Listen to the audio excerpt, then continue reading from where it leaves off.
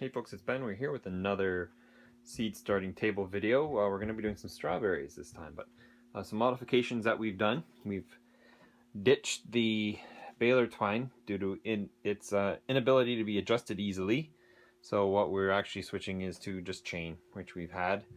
And I have some more in the Quonset, but we just have hooks here so we can slowly ratchet them up by looks like about 1/2 inch increments above the containers. And right now we just have a single container that will 72 chambers that have a moisture dome on it, so we don't need to cover anything up, but that'll be the start. And we have also added an additional bag of sand to the bed, and that has adequately covered up the wires, so it's a little cool now, but it did actually heat all the sand, so that's working out pretty good. Okay, so we're starting to go. So we've got our tray and we've got our seed packs, and then our clear dome all came as one kit for like $7 from PV Mart.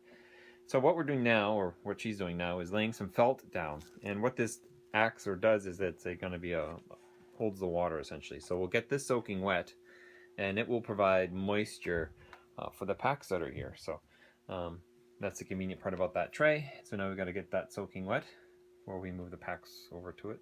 Something along those lines. Yeah. Okay, so we moved to the ground because I haven't built a table yet, but here's the felt, and it's been wetted. And you learned this on a Facebook post? Okay, so it's wet. So it's, I guess the deal with strawberries is that they want to be damp, not wet.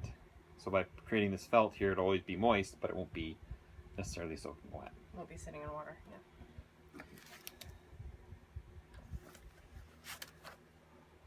And we're just using, at this point, a potting mix to start our seeds, because we didn't have anything else fancier here. You gonna get those nice and wet, or? Yep. Now they'll have drainage holes in them, right? Mm-hmm. So if you get them wet, then there won't be standing water. They'll just be right. It looks like a lot of water, but it's really not. And once there's seeds in here, I won't use this big spout. Right, we'll need more of a sprinkly thing instead.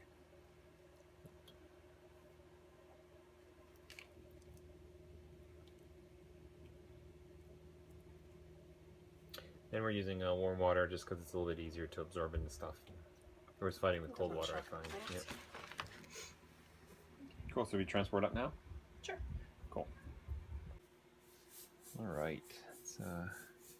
Apparently these seeds are super small. Super small. Holy crap, they look like sand. Well, one per box, please. One per box. Do you have to sink them in, or do they surface mount? Nope, they sit right on top. I can't tell if it came off my finger. Did you exactly one, or obviously you can't? A couple per. You can't really, yeah. Couple per. It's kind of like carrots. They're really small. You just kind of ballpark them and thin them out if you get 2 or 3 that terminate. Mm-hmm. I tilt the light towards us. I remember where I planted them. Right. So we'll use a sprinkler head to water these next time. Because they're so tiny. Nice thing about having the grow lights being able to turn on and off is we'll be able to just run the one for now.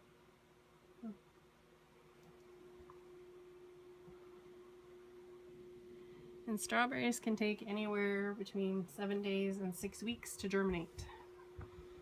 So today is February, close to February 20th. Yeah, it's the 18th. So lots of lead time for these guys. I'm sure we can keep alive till we can plant them in the ground anyway. Well, the idea is if you want them to bloom and make fruit, you have to plant them now. Like this year. Otherwise, you could plant them later and they would bloom and make fruit next year. Oh, by the way, what breed are we planting? These are alpine strawberries. Okay, they're an ever-bearing one, hardy for our area. Unfortunately, we're a 3B or 3A. They are not actually technically hardy for our area. They are zone 5. But strawberries work here. You just have to cover them with straw and things in the wintertime. You just have to be a little proactive. Cool. We'll time-lapse the rest of this so it can seem awesome.